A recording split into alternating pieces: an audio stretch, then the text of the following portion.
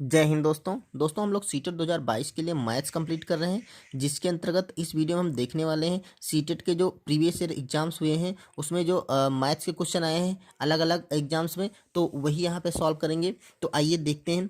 यहाँ पर पहला क्वेश्चन है 60 लीटर और 750 ml दूध समान आकार की 27 बोतलों में भरा जाता है, तो 17 बोतलों में दूध की मात्रा क्या होगी। देख दे रखा है 60 लीटर और 750 ml दूध है जिसको 27 बोतलों में भरा गया है। ठीक है, तो वही पूछ रहा है उसी तरह की जो 27 बोतल हैं उसी तरह की जो 17 बोतल होंगी उनमें दूध की मात्रा कितनी आएगी, वही हमें निकालना है। तो सबसे पहले दोस्तों इसको हम चेंज कर लेंगे। देखिए लीटर में है, ये ml में है, तो इसको टोटली हम ml में बना लेते हैं या टोटली लीटर में बनाए हो, क्योंकि आंसर आपका लीटर और ml दोनों में आ रहा है, तो हम पहले इसको लीटर से ml में चेंज कर लेते हैं। तो आपको पता है कि एक जो लीटर होता है उसमें 1000 मिलीलीटर होते हैं। ठीक है, या ml बोल सकते हैं। 1 लीटर में 1000 ml होते हैं या मिलीलीटर होते हैं। तो आप क्या करेंगे, 60 लीटर है तो जो देखिए अगर 60 लीटर है तो इसमें क्या हो जाएंगे, 60,000 ml हो जाएंगे। ये हो जाएंगे आपका 60 और इसके आगे 3 जीरो लगा देंगे, ये 60,000 ml हो जाएंगे, मतलब मिलीलीटर। और प्लस 750 ml और है, 750 ml है। तो जो दूध की टोटल मात्रा होगी अगर ml में देखी जाए तो ये 60,000 और 750 ml हो जाएगा। ठीक है, ये इतने ml दूध होगा। ठीक, अब देखो 27 बोतलों में भरा गया है। ठीक, तो हम ऐसे कर सकते हैं, देखो 27 बोतलों में भरा जाता है। 27 ये हम बोतल को 20 से लिखते हैं, 27 बोतल में दूध भरा गया है वो 60,750 ml भरा गया है। ठीक है, तो कह रहा है 17 बोतलों में कितना भरा जाएगा। तो देखो हम क्या करेंगे, 17 बोतल का डायरेक्ट निकाल ले सकते हैं। 27 बोतल में इतना भरा जाता है, 17 का निकाल लेंगे तो 17 बोतल में जो आएगा, तो हम क्या करते हैं ऐसी कंडीशन में हम ये 27 को इसके नीचे कर देंगे और 17 से मल्टीप्लाई कर देंगे। तो यहाँ पर 60 है और 750 नीचे कर देंगे 27 और गुणा कर देंगे 17 से। ठीक है, देखिए ये वाली जो यहाँ पे वैल्यू होती है वो इसको नीचे कर लेते हैं बराबर के साइड, और जितना मान निकालना होता है उससे दोनों साइड में मल्टीप्लाई करते हैं। तो इधर मल्टीप्लाई 17 हो जाएगा, इधर करेंगे तो 17 इधर हो जाएगा। अब जितने आएगा यही ml की मात्रा हो जाएगी और उसको हम लीटर में बदल देंगे। तो इसे अब कट कर लेते हैं। देखो सबसे पहले इसको हम 9 से काट लेते हैं। ठीक है, तो 9 तिया 27 हो जाएगा, इसको भी 9 से काट लेते हैं। तो ये देखिए 60 में लगाएंगे तो 9 छाक 54 हो जाएगा। आपका बचेगा 6, तो 9 सत्ती 63, फिर बचेगा आपका 4, 9 पचे 45 और यहाँ पर जीरो लगा देंगे। अब 3 से काट लेते हैं, 3 एकम 3 और इधर इसको 3 से काटते हैं तो 3 दूना 6 और 7 बचेगा, 7 को भी 3 दूना 6 लगाएंगे, फिर बचेगा आपका 1, 3 पचे 15 और ये जीरो बढ़ा लेंगे। तो ये आपका जो हो गया 22 50 गुणा 17। अब देखिए जो 22 50 है इसको जब 17 से मल्टीप्लाई करेंगे तो ये क्या आ रहा है, 17 जीरो का जीरो हो जाएगा और 17 पची 85, 85 का 5 हो जाएगा, हाथ से लगे 8, 17 दूनी 34 और 8 42 का 2। ठीक है, और 17 दूना 34 और 4 28, तो ये सॉरी 17 दूनी 34 4 38 हो जाएगा। ठीक है, तो यहाँ पर 38 हो जाएगा। अब देखिए जो 17 बोतलों में दूध की मात्रा है वो आपकी आ गई 38,250 ml आ गई। ठीक है, अब इसको आप लीटर में कन्वर्ट करेंगे तो देखिए 38, क्योंकि 1 लीटर में 1000 ml होते हैं तो 38,000 लीटर होगा, तो उसका बन जाएगा 38 लीटर। ठीक है, 38 लीटर हो जाएगा और प्लस ये वाला जो 250 ml है ये शेष बच जाएगा, तो 250 ml अलग लिख लेंगे। ठीक है, तो यही हमारा आंसर हो जाएगा। ऑप्शन देखिए, ऑप्शन नंबर बी है 38 लीटर और 250 मिलीलीटर। ठीक है, मिलीलीटर ही ml होता है, तो ये हम इस तरह से आंसर निकाल सकते हैं। तो ये क्वेश्चन दोस्तों आपका सीटेट के 24 दिसंबर 2021 को जो ऑनलाइन पेपर हुआ था उसमें आया था। तो आइए अगला क्वेश्चन देखते हैं। यहाँ दोस्तों अगला क्वेश्चन है वो सीटेट के सॉरी यूपी टेट के जो 2017 में पेपर हुआ था, वो फर्स्ट पेपर था, उसमें मैथ का क्वेश्चन आया था, वहाँ से लिया गया है। क्वेश्चन दे रखा है किसी संख्या का 60% का 1/3 भाग 36 है तो वह संख्या ज्ञात कीजिए। ठीक है, अब आसान सा ये है, बस हमें क्या करना है, संख्या को मान लेते हैं x। ठीक है, संख्या को x मान लेते हैं। इसी संख्या का दोस्तों गणित में जब कहीं भी का मतलब आ जाए तो का मतलब सब जगह होता है मल्टीप्लाई, क्योंकि बॉडमास के नियम जब हम पढ़ते हैं तो हम पे ऑफ आता है, ऑफ मतलब का मतलब होता है मल्टीप्लाई। तो यहाँ पर 60x का 60%। अब दोस्तों 60% दे रखा है तो जितना परसेंट निकालना होता है तो उसको क्या करते हैं, प्रतिशत को हटा के नीचे 100 कर देते हैं। ठीक है, क्योंकि प्रतिशत बराबर 1/100। ठीक, और फिर से का आया है, का 3/5वां भाग, तो ये हो जाएगा आपका 3/5वां भाग 36 है। मतलब ये इतना जो मटेरियल है ये 36 है। ये सब कैलकुलेट करने के बाद क्या आ रहा है, 36 आ रहा है, तो इसको हम बराबर कर देंगे 36 के। ठीक है, अब इसको इसको हम सिंप्लीफाई कर लेंगे, हमारा आंसर निकल आएगा। तो यहाँ पर देखिए, ये आपका कट करना चाहे तो ये देखो, ये जीरो यहाँ से कट गया। ठीक है, और आपका और कुछ नहीं कट रहा था, तो इसको हम एज इट इज कर लेंगे, एक्स गुणा 6×3 = 18 ऊपर हो जाएगा, और नीचे आपका बन जाएगा 10×5 = 50, तो ये 50 बन जाएगा, बराबर आपका 36 हो गया। अब हमें x की वैल्यू निकालनी है, तो सारे मार्क्स को हमें इधर ले जाना है, तो x बराबर हो जाएगा आपका 36, तो इधर दे रखा है, तो ये 50 देखिए यहाँ पे डिवाइड में है, तो इधर जाएगा तो ये मल्टीप्लाई में हो जाएगा। ठीक है, और ये मल्टीप्लाई में तो इधर आएगा तो डिवाइड में हो जाएगा, तो 18 आ जाएगा। 18 से काटेंगे, 18×2 = 36, तो ये क्या हो जाएगा, 50 और 2 की गुणा हो जाएगी आपका 100। ठीक है, तो ये जो संख्या होगी वो आपकी 100 आ जाएगी। x की वैल्यू 100 आएगी, हमें संख्या x मानी थी, तो वही 100 आ गया। यहाँ पे ऑप्शन नंबर हमारा ए मिल रहा है। क्लियर। यहाँ पर देखिए, सीटेट के 2021 वाले पेपर फर्स्ट में जो क्वेश्चन आया था, एक आयत की चौड़ाई और परिमाप का अनुपात 1:5 है।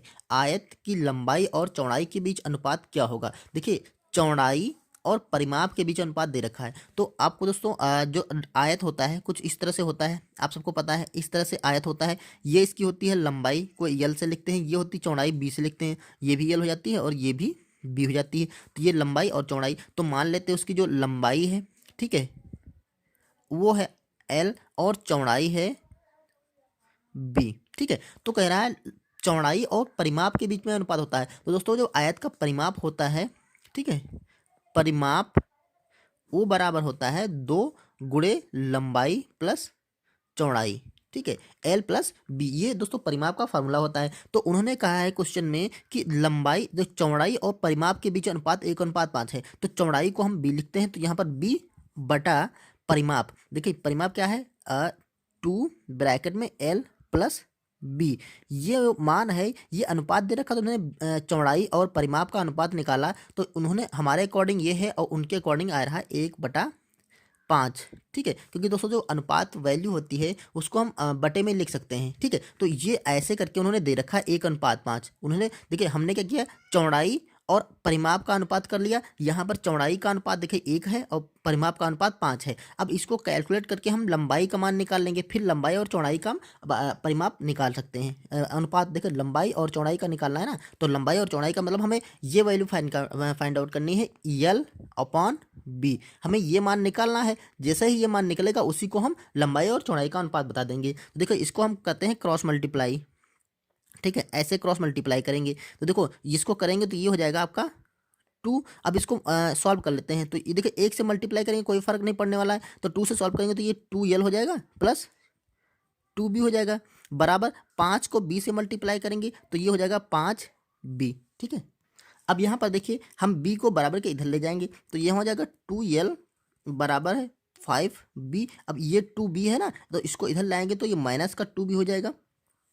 तो यहाँ से निकल के आ रहा है, देखिए हम यहाँ कर रहे हैं 2L बराबर है 5B से 2B निकल जाएगा, तो ये बचेगा आपका 3B। क्लियर। अब देखो हमें L बटा B निकालना है, तो क्या करेंगे, देखो L और B को इसके नीचे ले आएंगे, यहाँ पर B आ गया, लेकिन ये 3 बराबर देखो इधर 3 दे रखा था, और जो ये इसके पास में 2 है इसको बराबर के इधर ले जाएंगे, तो जब ये बराबर के इधर आया तो नीचे पहुंच गया, ये बराबर के इधर जाएगा तो ये भी नीचे पहुंच जाएगा, ये 2 यहाँ पे आ गया। देखो L/B बराबर 3/2 आ गया, तो इसको हम ऐसे भी लिख सकते हैं, L/B बराबर 3/2। तो यही हमारा निकल आएगा, लंबाई और चौड़ाई के बीच अनुपात है वो 3 और 2 के अनुपात में है। ठीक है, तो ऑप्शन देखिए 3 और 2, ऑप्शन नंबर हमारा ए सही हो रहा है। ओके, अगला क्वेश्चन दोस्तों हमने लिया है यूपी टेट 2011 वाले एग्जाम्स पे। ठीक है, जो सबसे पहला यूपी टेट का एग्जाम हुआ था 2011 में, उसमें क्वेश्चन आया था 4 अंकों की बृहत्तम और न्यूनतम संख्या का योगफल क्या होगा। ठीक है, 4 अंकों की बृहत्तम और न्यूनतम, इसको दोस्तों कह सकते हैं सबसे बड़ी संख्या और सबसे छोटी संख्या का योगफल निकालना है। तो देखिए अगर किसी भी अंकों की सबसे छोटी, इसमें देख रखा है 4 अंकों की, कितने भी अंकों की सबसे बड़ी संख्या या सबसे छोटी संख्या निकालना है, तो अगर आपको आ रहा है तो अच्छी बात है, नहीं तो देखिए अगर 4 अंकों की बड़ी संख्या निकालनी है, यहाँ पे बृहत्तम है, देखिए बृहत्तम बृहत्तम संख्या जो होती है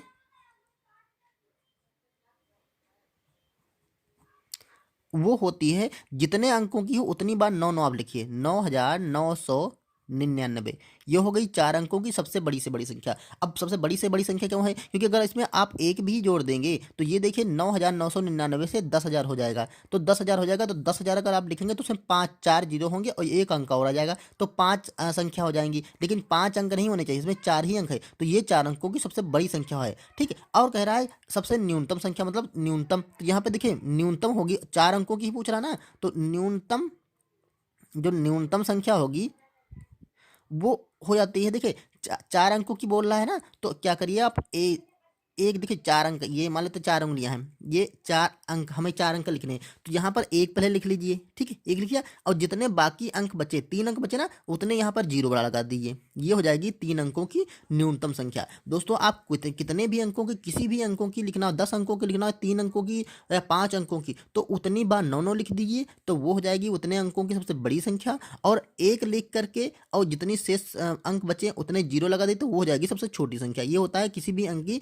सबसे बड़ी संख्या सबसे छोटी संख्या लिखने का तरीका। अब देखो इसमें सीधे सीधे कहा था इनका योगफल क्या होगा, तो इसको जोड़ लेते हैं। ठीक है, योगफल पूछ रहा था, इनको जोड़ लेते हैं। तो यहाँ पर देखिए 9 हो जाएगा, यहाँ पर भी 9, यहाँ पर भी 9 हो जाएगा, और 9 और 1 यहाँ पर 10 हो जाएगा, तो ये आ जाएगा 10,999। ठीक है, तो ऑप्शन देखिए 10,999 हमारा ऑप्शन नंबर सी है। ठीक है, उम्मीद है ये चीज़ क्लियर हो गई, बृहत्तम और न्यूनतम संख्या। तो आइए अगला क्वेश्चन करते हैं। यहाँ पर बहुत ही आसान क्वेश्चन आया था, सीटेट के 24 दिसंबर 2021 वाले पेपर फर्स्ट में आया था। लिखा है विषम भिन्नों के समूह को चुनिए। अब विषम भिन्नों का समूह जो है उसे चुनना, डायरेक्ट इसमें आंसर ही टिक करना है। तो आप देखिए इसका आंसर आपका सी होगा। ठीक है, 5 7/5 और 4/3। अब ये विषम भिन्नों का चक्कर क्या है, देखिए जो विषम संख्या होती है, देखिए जो भिन्न होती है वो दो तरह से होती है, जो भिन्न होती है वो दो तरह से होती है। एक तो सम भिन्न होती है, सम भिन्न होती है, और दूसरी होती है विषम भिन्न, विषम भिन्न, और एक तीसरी भी होती है, वो होती है मिश्र भिन्न, मिश्र भिन्न। दोस्तों अगर आपको आता है तो अच्छी बात है, नहीं तो यहाँ पे समझ लीजिए। देखिए जो सम भिन्न होती है वो होती है ऐसी भिन्न जिसका अंश छोटा होता है और हर बड़ा होता है। कोई भी भिन्न, जैसे कि लिखा है 3 बटा, तो इसके नीचे 3 से हर बड़ा होगा, जैसे लिखा है या 3/5, तो ये हो गई सम भिन्न। या लिखा 1/9, ये भी सम भिन्न हो गई। या लिखा हो 15/25, ये भी सम भिन्न हो गई। मतलब अंश क्या हो, अंश जो होता है वो आपका छोटा होगा हर से। ठीक है, हर होगा बड़ा। इस कंडीशन में जो होता है ये सम भिन्न होती है। अब विषम भिन्न क्या होती है, इसका जैसे उल्टा, हर आपका, हर जो होगा वो सॉरी, हर होगा आपका छोटा। ठीक है, हर छोटा होगा और अंश आपका होगा बड़ा। या ऐसे देख लीजिए, जैसे लिखा है 9/3, हर बड़ा है, सॉरी अंश बड़ा है, हर छोटा है। ठीक है, और यहाँ पर लिख लीजिए अब 5/4, ये देखिए अंश बड़ा है, हर छोटा है। ठीक है, तो इस क्वेश्चन में क्या दे रखा था, 7/5, ये देखिए 7/5, इसका अंश बड़ा है, हर छोटा है। और दूसरा देखा था 4/3, तो ये 4/3, देखिए अंश बड़ा है, हर छोटा है, तो इस वजह से ये क्या है, ये एक विषम भिन्न का जोड़ा है। ठीक, आप ये विषम भिन्न समझ गए होंगे जिसका अंश क्या होगा, बड़ा होगा और हर छोटा होगा। अब मिश्र भिन्न क्या होती है, जिसको हम बटे से पढ़ते हैं, जैसे लिखा है 3 सही 2/5, ये एक मिश्र भिन्न है। 4 सही 3/11, ये एक मिश्र भिन्न है। मतलब कोई भी लिखा हो 1 सही 1/2, ये भी एक मिश्र भिन्न है। कितना भाई, 3 सही 4/5, ये भी एक मिश्र भिन्न है। ठीक है, तो इस तरफ से जो भी भिन्न होती है उसे मिश्र भिन्न कहते हैं।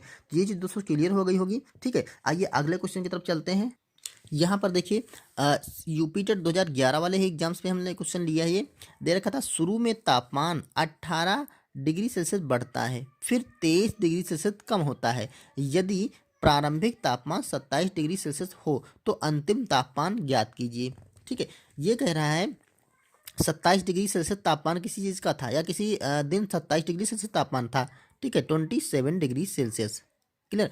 अब कह रहा है शुरू में तापमान 28 डिग्री सेल्सियस बढ़ता है, तो क्या हुआ, पहले तापमान बढ़ गया 28 डिग्री बढ़ गया, तो इसमें से इसी में 28 डिग्री सेल्सियस जोड़ेंगे, क्योंकि ये प्रारंभिक तापमान है। तो 28 degree Celsius, sorry 18 degree Celsius में क्या कर दिया, जुड़ गया। ठीक है, फिर कह रहा है फिर 23 डिग्री सेल्सियस कम हो गया। अब क्या हुआ, कम हुआ ना, तो जो जुड़ा है पूरा, इसमें से वो 23 डिग्री सेल्सियस कम हो जाएगा। तो यहाँ पर हम 23 डिग्री सेल्सियस कम कर देंगे, और यही जो कैलकुलेशन आएगा वही अंतिम तापमान हो जाएगा। तो इसको कैलकुलेट कर लीजिए। देखिए 7 और 8 को जोड़ेंगे, 8 7 15 का 5, हासिल लगा 1, तो यहाँ पर 1 और 1 हासिल 2 और 2 4, ये हो जाएगा 45 डिग्री सेल्सियस। और माइनस ये देखिए, जब ये दोनों तापमान पहले बढ़ा तो 45 डिग्री सेल्सियस हो गया, अब कम पड़ा तो उसको घटा देंगे 23 डिग्री सेल्सियस। तो देखिए ये कम करेंगे तो 5 से 3 जाएगा तो आपका 2 बच जाएगा, और यहाँ पर 4 से 2 जाएगा तो आपका 2 बच जाएगा। ठीक, और ये 22 डिग्री सेल्सियस। तो जब अंतिम तापमान होगा, जब कम पड़ जाएगा तो आपका 22 डिग्री सेल्सियस तापमान बच जाएगा। ठीक, तो ऑप्शन देखिए, ऑप्शन नंबर हमारा ए सही होगा, 22 डिग्री सेल्सियस। तो दोस्तों ये थे कुछ क्वेश्चन जो हमने प्रीवियस ईयर एग्जाम्स में से लिए थे। ठीक है, आपको क्वेश्चन कैसे लगे और आपको एग्जाम्स के लिए कितने हेल्पफुल हैं, आप ज़रूर इसे लाइक कर दीजिएगा। अगर अच्छे लगे हो तो लाइक करिएगा, चैनल पर नए हैं तो सब्सक्राइब कर लीजिएगा। अब मिलते हैं किसी नेक्स्ट वीडियो में, ठीक है, इसी पैटर्न के आधार पर दूसरे क्वेश्चनों के साथ। तब तक के लिए थैंक यू।